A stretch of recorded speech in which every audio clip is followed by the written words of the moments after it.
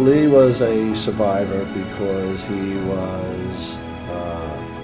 carried out his job in an honorable way. And Democratic and Republican county executives would come and go, and he would survive them all because he always did what he thought was best for the county without taking into consideration the politics. And that's why I think he did survive so long. One of the things that I always thought was pretty good about him is he always kept politics out of the office. It stopped at the front door. And he took all the flack from the politicians so his staff could do their work in a very professional manner. If you're a good planner and you are looking at the needs of Suffolk County in our case, you're going to upset some people. He was a very popular figure, obviously, and then the politicians, if you liked him, you wanted to keep him. The people who used to call for his head didn't like the fact that he was outspoken and he always said what he believed was right, and maybe that didn't always fit in with what the political people thought was the best answer. If there's anything that we can say about Lee as a planner, is that his planning was always right. But unfortunately, the politicians, didn't always listen to him. In fact, I would say as often as not, they didn't listen to him. The politics of Long Island is too fragmented.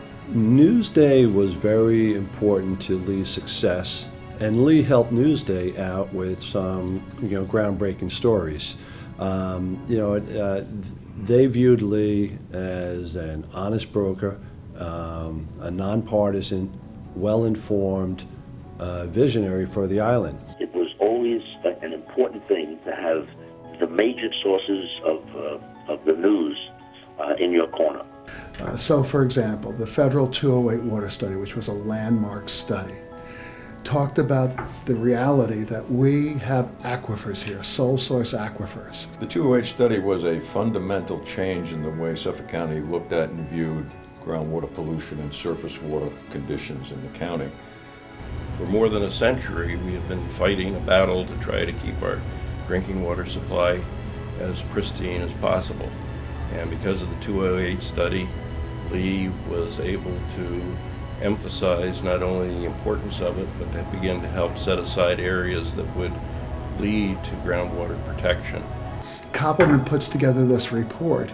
He releases it to Newsday. Newsday just didn't do one story. They did a series of stories so that local officials, those town and village officials that control the zoning, couldn't ignore it.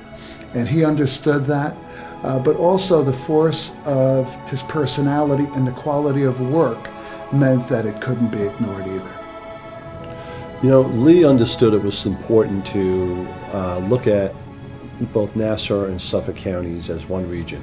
He tried to bring some coherence to this vaporous kind of thing. Much of the open space that we have here, we can credit to Lee's vision as one of the earliest suburban planners in the country.